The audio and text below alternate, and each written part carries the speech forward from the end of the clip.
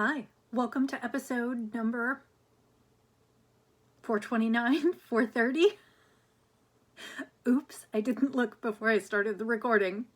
Hi, it's Monday, July 3rd. My name is Laura. I'm also known as Fluffy Kira on Instagram and Twitter. I blog over at thecornerofknitandtea.com, which is where this episode and every episode show notes will be. I have an Etsy shop called The Corner of Knit and Tea, where you can buy handspun yarns and knitting patterns. And then we are currently in the middle of Tour de Fleece, which means there is a thread going in the Corner of Knit and Tea group on Ravelry, and we also have a Team CKT group on Facebook. If you would like to join, I will put the link in the description below and in the show notes, which again are on my website, thecornerofknitandtea.com, and I hope you'll join us. So hi, I'm a little off today. I hit record and then didn't look at all the things I was supposed to, but I hope you're doing well. I have been doing lots and lots of crafting this week. I have some finished objects in knitting. The Tour de Fleece has also kicked off. That started on Saturday when the Tour de France started, and so I have lots to show and share. I hope you're doing well. Like I said, today is Monday, July 3rd. It's midday. We are a little bit cooler this week. We are in the 80s rather than the hundreds. On Friday, I went out and on my way home, I looked at the dashboard and the temperature said 103. And I thought, wow, I don't miss this at all. But we did have some rain over the weekend, so it's a little bit cooler this week, which is nice. So it's mid-afternoon. I'm taking a quick break from work to come and chat with you a little bit, and then I'll finish up my day and watch more tour. This is one of my favorite times of year. It is definitely a highlight for the summer.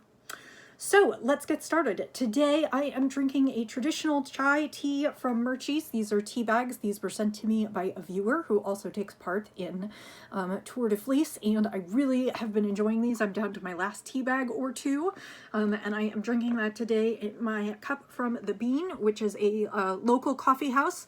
Actually, we went there this weekend, but today I'm drinking tea in my mug, and this one is great. She also sent me a maple chai, which I'm gonna have to order more of because that was amazing. This is just the plain chai, but I really, really like it.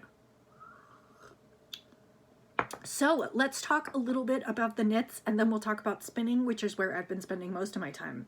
Surprisingly, I actually have 2 finishes this week. So the first finish are the socks that I was working on. These are the Zen Yarn Garden 2 at a time gradient socks. They were dyed in sock blanks that have 2 strands, meaning the socks are exactly identical. And you can just knit socks 2 at a time by pulling strands from either the inside or the outside of the cake.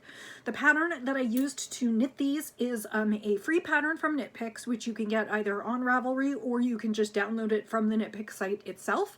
It's called Toe Up 2 at a time socks. And it is, for the most part, fairly standard, although the heel is a little bit different than what I have seen. So you start at the toe with Judy's Magic Cast On until you get to the approximate number of stitches that you need for your foot, and then you work the foot, and it tells you approximately how long to work on it, accounting for the fact that you're going to be working on a heel flap. Next, you'll work on the heel flap, which is worked back and forth, which is the heel section is the only part of this sock that is worked back and forth rather than in the round. And you work the heel sock, the heel flap and the heel turn on their own, back and forth. Then you pick up for your gusset, and you get started with the gusset decreases. And the interesting part of this is that they have you carry that slip stitch heel flap up the back of the foot until you are done with all of your gusset decreases. So you end up with a heel flap that actually goes from here all the way down to here. And I am really curious how this heel wears, and my plan is to knit a pair of socks for myself eventually that have that heel. And the only reason I haven't cast those on now, I'll be showing you in just a few minutes. Anyway, so then you work all the way up through the leg, and I thought I was going to keep going until I got to the exact end of my gradient. That is one of the best reasons to knit a toe-up sock, so you can go as far as you want without, but they just started getting ridiculously long, and I knew I would have to start thinking about calf shaping if I really wanted to do knee socks, and I wasn't really exactly sure where to put those in. So I know for myself, but I was knitting these in kind of a medium size, so you'll see these are big. I have really small feet. My feet are 6.5, and so I always knit size small socks for myself, and I have small sock blockers, but these are actually I knit these kind of in a mid-adult range, kind of a 7 to 9, using some suggestions in the pattern. So I ended up finishing right kind of where it started turning to blue, but it wasn't quite there yet, and these are actually washed and blocked, and I have woven in all of the ends. So that pair of socks is finished. Like I said, this was a sample for Zen Yarn Garden, and I do have 2 of them, and they are completely finished. So I'm excited about that, and I believe we will be doing a Tutorial Tuesday, which will be a free instructional session with Zen Yarn Garden on how to do these in the fall, and you can certainly use one of their sock gradient blanks that has the double strands. You could also use a single ball of sock yarn and knit from both ends of the ball. Obviously, they wouldn't be gradient identical. You also could do this if you had 2 separate balls of gradient yarn. You don't have to knit 2 at a time, toe up, but you certainly can. And like I said, the benefits of knitting toe up are you don't have to worry about whether or not you'll have enough yarn to get through where you want to. You can knit all the way because the cuff is the end of the sock, so you can just keep knitting until you use up all your yarn, and 2 at a time means the actual knitting process goes a little bit slower, but when you're done, you don't have that dreaded second sock syndrome.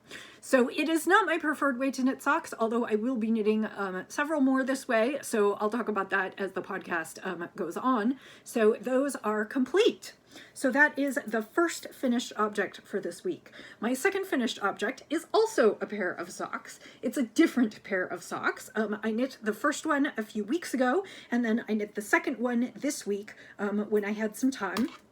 And these are small socks. These are part of my Knit the Rainbow project, which Knit the Rainbow is a 501c3 charity that provides LGBTQIA folks who are facing housing insecurity with a variety of things, including warm knitted goods. They also provide them resources for housing and other services available in the areas in which they serve. And I know right now they are working in Chicago and New York, and I think they might be working in Minneapolis at some point soon. Anyway, one of the things that they do each fall is they collect warm woolens for folks. And on a podcast last year, I heard the director, Austin Rivers, talk about how one of the things that they get tons of hats and scarves because those are super easy to knit. They're perfect for beginner projects. They're perfect for using up scraps and stash. But what they don't get a lot of is mittens and even fewer socks. And people really do need warm socks and mittens. And so I decided, since I can knit socks just as easily as I can knit hats and other things, that I would knit socks this year. And so I challenged myself to knit a rainbow of socks, and I am on green. So this is the next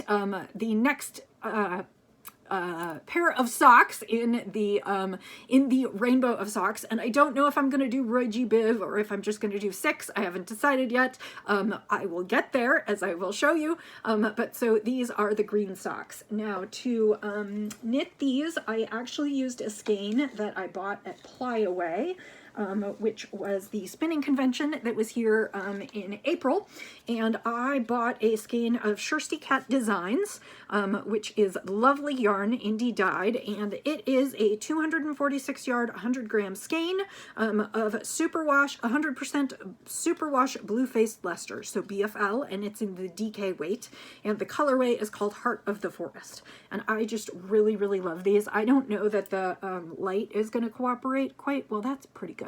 It's got a variety of greens. It's got a little bit of teal and turquoise in there, and then a little bit of yellow.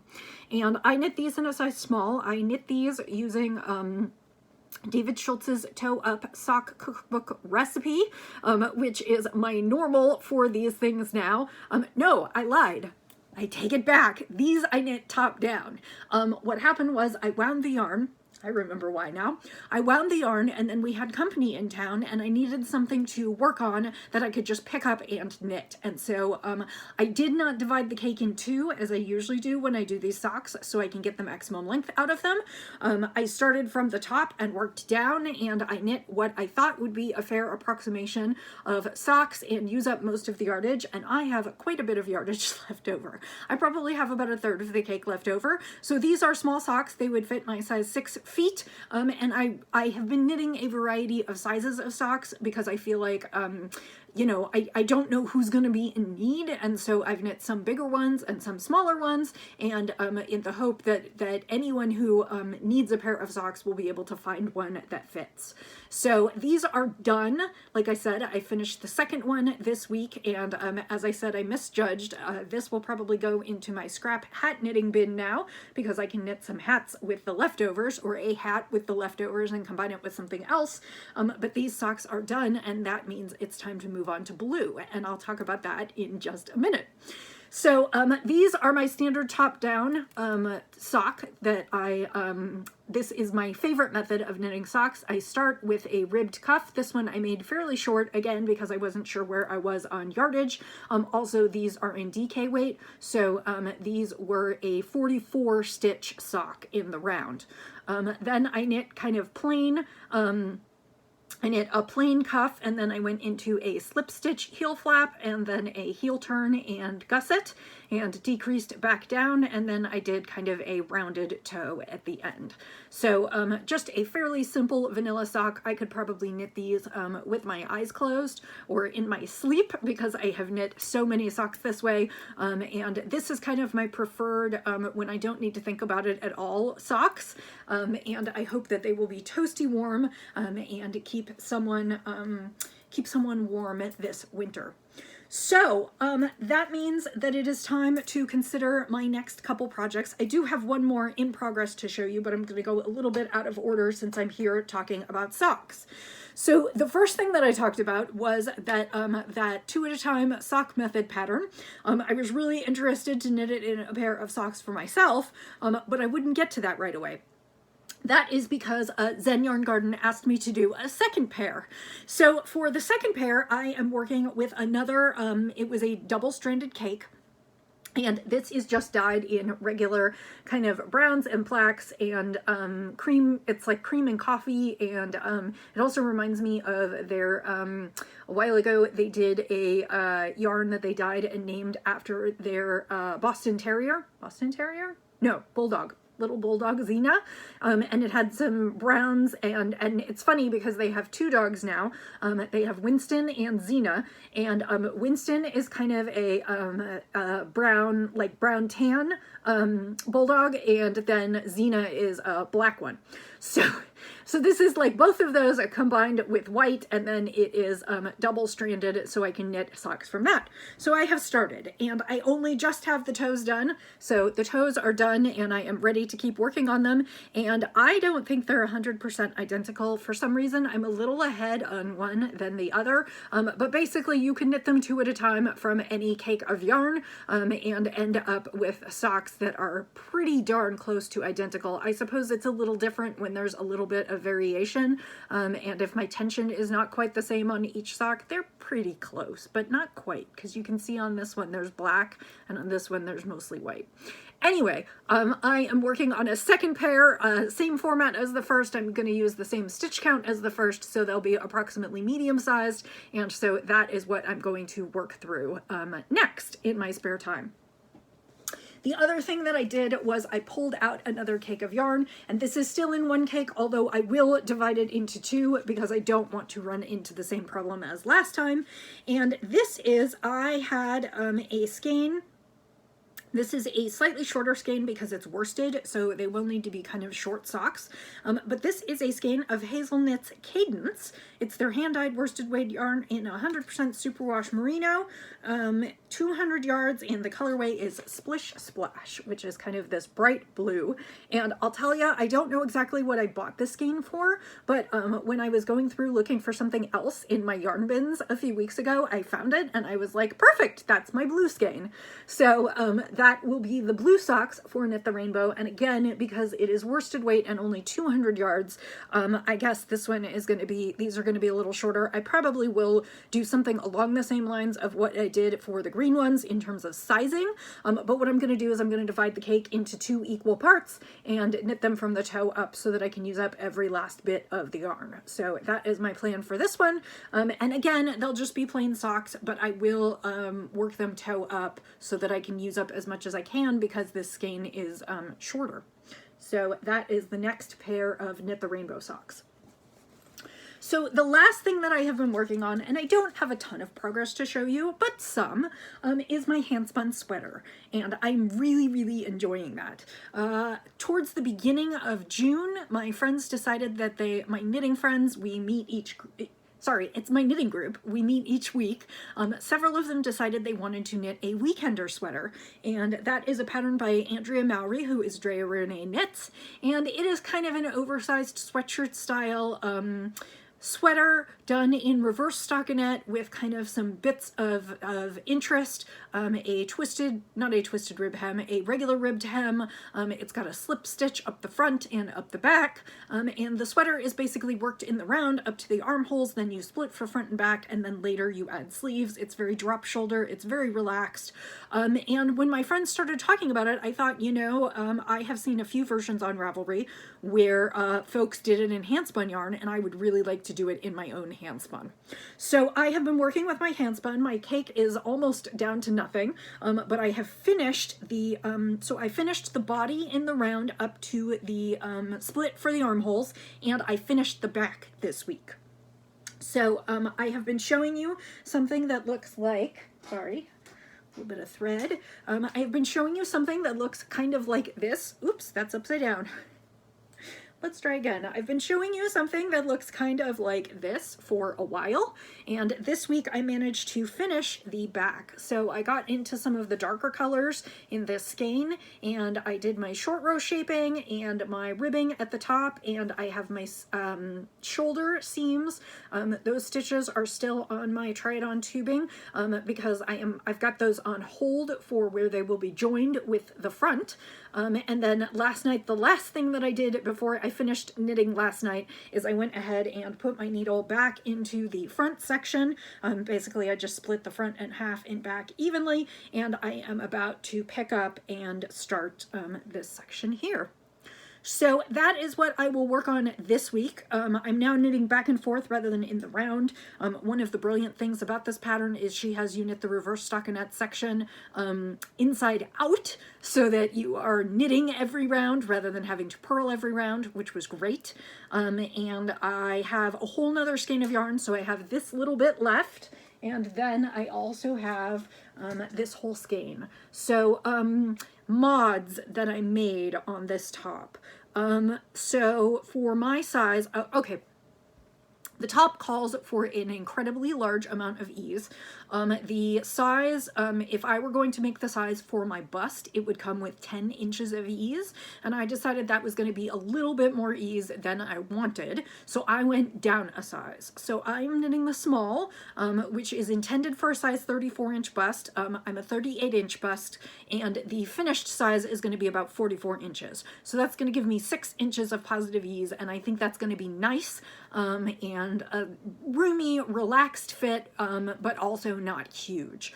The other thing I will say is, although I washed and blocked my swatch, this is my handspun. This is a sweater that's going to take about 20 ounces, which is about 1.25 pounds. So I expect that the weight of the sweater actually will stretch it out a little bit. So I will probably end up with most of the ease that was meant to happen, even though I'm knitting it even though I'm knitting a size smaller. For my size, the suggestion was to make the body 15 inches in length before you got to the underarms. I am a little bit short on yardage based on what the pattern calls for, and so I decided to abbreviate the body a little bit, and I worked to about 13.5 inches before I split for the armholes. So my sweater is going to be a little more cropped, which generally is not really my preferred. I rather would have the longest sweater I can, but because this one is worked bottom up and the sleeves are added after, I really had to kind of guesstimate to figure out what I thought I could do. At this point, I think I will probably have enough yarn for full sleeves, and I had decided that if I was really going to run out, I would do 3/4 sleeves. So at this point, what I'm going to do is I'm probably going to finish up this cake on the front, then I'll wind up this one and use whatever I need of this one to finish the front, and then when I am done with that, I will divide whatever is left of this cake into two, and I will knit 2 sleeves, and if those end up full-size sleeves, great, and if they don't, they don't. My hope is that I will have no yarn left over, because if I do have yarn left over, then it makes me sad that I didn't get a longer sweater. So, but I am taking the chances, and at this point, I'm pretty sure that I will, I don't think I'm going to run out of yarn. My original fear was that I would run out of yarn and not really be able to do sleeves and have to come up with something else, but the way the yarn is working out, I should have at least enough for 3/4 sleeves, if not full sleeves, because I believe this is another 7 to 8 ounce skein. It might be a little smaller than the previous skein, but not a ton, so I should have plenty with this. So that is kind of where I am and what I'll be working on this week. So that actually was 20 minutes about the knitting, which is a lot considering that, well, I guess this past week my primary focus hasn't been spinning. Going forward for the next couple weeks, my primary focus is going to be spinning because we are in Tour de Fleece. Tour de Fleece is a spinning event that runs concurrently with the Tour de France. I explained lots of details last week. If you are still looking for a team to join or would like to spin along with us, I would welcome you to join our team. There really aren't any hard and fast rules. Join the team, post somewhere. We have a variety of places you can post. Our Facebook group, the Ravelry group, or on Instagram using the hashtag TeamCKT2023. I will be awarding prizes throughout the tour based on chattiness, and thank you to a few viewers who have come forward and offered to donate prizes. I think we're going to have lots of prizes this year, and that will be fun. And then at the end of the tour, I will offer sort of a grand prize based on everyone who participated, and everyone will get one entry into the drawing for the final winner. And I haven't exactly decided what that's going to be yet. I haven't decided. It's either going to be some fiber, or I might give you a gift card to your favorite fiber dyer. So that's kind of what I'm thinking. So Saturday was the kickoff, and I actually watch the Tour de France while I spin. That is one of the fun things about this for me. It's why it's one of my favorite times of year. And so we watched the tour day 1 and 2. We haven't watched day 3, which is today. We'll watch that this evening. But the first day was kind of exciting because this year, oftentimes the first day is not a ton of biking and not anything difficult. It's just kind of an easing into the race, and it's very ceremonial because they cut the ribbons and they, it's the official start to this bike race. The bike race is about 3,000 kilometers, and they ride for 21 days and include 2 rest days in there. So it is a Herculean endeavor, and so it's kind of fun to watch along. My husband and I have been watching since I started spinning in 2010, and it's funny because every year we have some people that we root for, and some riders that we're accustomed to, and talk about things that have happened on past year tours. But we have also been watching long enough that a lot of the people that we started with or were very hyped about have started retiring. So we're getting like a whole new crew of people, and so every year it's like, who's new? They said basically on the tour this year there are 40 new riders. Also, my husband and I don't follow cycling usually outside of the tour, so we're really not very knowledgeable about the riders themselves, only the people we've seen in the tour in the past. So Saturday was 180 kilometers. It was like a 5-hour stage, and I spun for all of those 5 hours plus some. I don't know what got into me. I was a little bit sore the second day, but I just got excited. And so I have been working on a couple braids, and then I also have been working on some yarn for chickens. And I didn't bring that yarn because it's not very exciting. It's literally plain white merino and plain black merino, and I'm just spinning it into kind of a thick and thin yarn to be turned into chickens for the City Girl farm. I am working on another one of the pinstripe chickens, which are kind of my specialty. I spin and knit for them, and so I'm kind of working on that, getting the yarn ready. And so I spun 2 bobbins full of just that plain white, and that was about, I'm trying to think now because I measured it today, it was about 7 ounces, I think. It's really fluffy, so it's hard to get a lot of it on the bobbin. It was about 7 ounces and probably, let me think about that, probably about 200 yards. So really not like a ton of spinning, but just kind of a quick and dirty, get some singles done. And then the second thing that I did was I worked on a braid of fiber that I showed you last week, and that one was from Fat Cat Knits. It is organic Polworth, and the colorway is Melody. And I had started and finished most of the first bobbin last week and finished the last little bit of the first bobbin on Saturday, and then spun the entire second bobbin, which is 2 ounces, and then yesterday I plied it. So this is not washed, it's not finished yet, but this was Melody, and it's mostly pink and blue, so, and where they overlap, lots of purple, but there are little bits of green and orange and a few other colorways in here. There's like little 80-bit rainbow bits. Overall, it's just definitely like very like teal turquoise and kind of purple magenta with a little bit of pink in there. So it's a really fun braid. It's going to be nice and soft. It's probably going to fluff up a little bit because it's Polworth.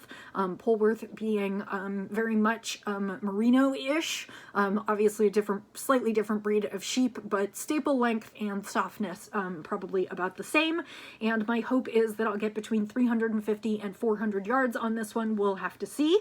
And eventually I will do a shop update with all the yarns I spun during the tour. But that is my first skein completed. Again, I spun about probably 1.5 ounces before the tour started, but everything else I did during the tour. So yesterday I plied up this one, and then I started on my next fiber. This is Hello Yarn, and it is the December 2022 colorway. I think it's 2022, which is called Pastille, which means candy in French. It was a great one to pick for this.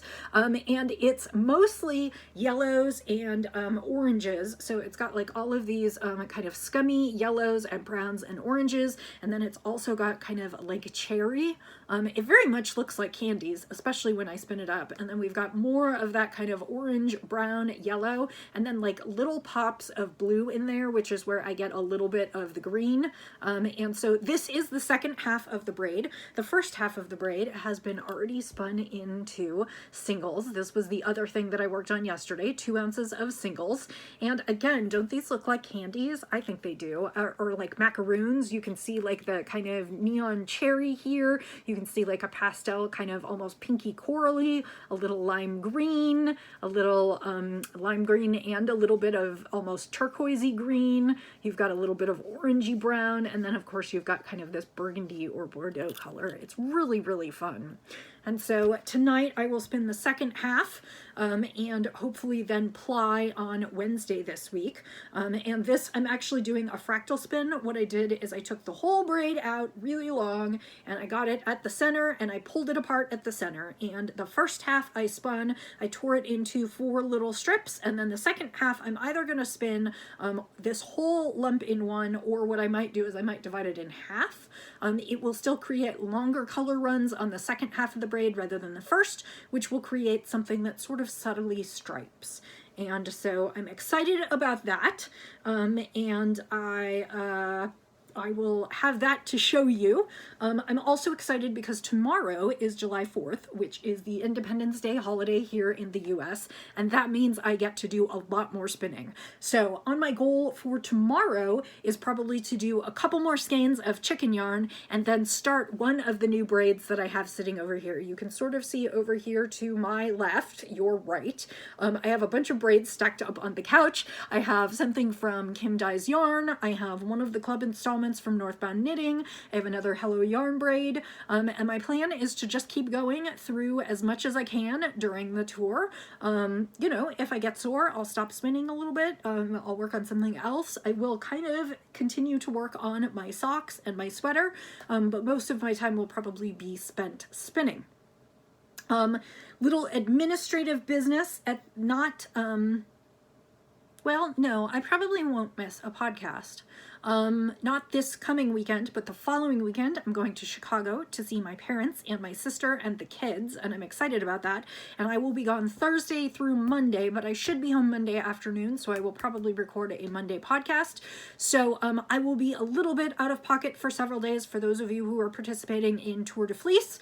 Have no fear if I'm a little less chatty between the 12th and the 17th. I will not be taking my wheel with me. I will be taking all of my 2 pairs of socks and maybe my sweater with me, so that I can get some good knitting done while I'm in the car and also while I'm not near my spinning wheels. But then I will come home and finish out the tour. And actually the other thing I'm going to do is I'm probably going to continue spinning for the final week of July, which will be the Tour de Femme, which is the women's tour, and that will be for 8 days. So I will probably not extend the Tour de Fleece team. I will probably do all the prizes within Tour de France proper, but I still will be spinning for another week after that. So if you want to keep on and join me, there won't be extra prizes, but we can continue to share spins and cheer each other on. So I hope that you are doing well. I hope you're surviving the summer heat if you live someplace where it's hot. I hope you're staying warm and toasty if you're someplace where it's cold. I think most of my viewers are in North America, but I don't want to be too North American centric. I hope that you have a lovely week ahead, full of spinning and knitting and whatever crafting your heart desires. And until I see you again, I will say, as I always do, happy knitting, happy spinning, happy sipping, and I'll see you next time. Bye.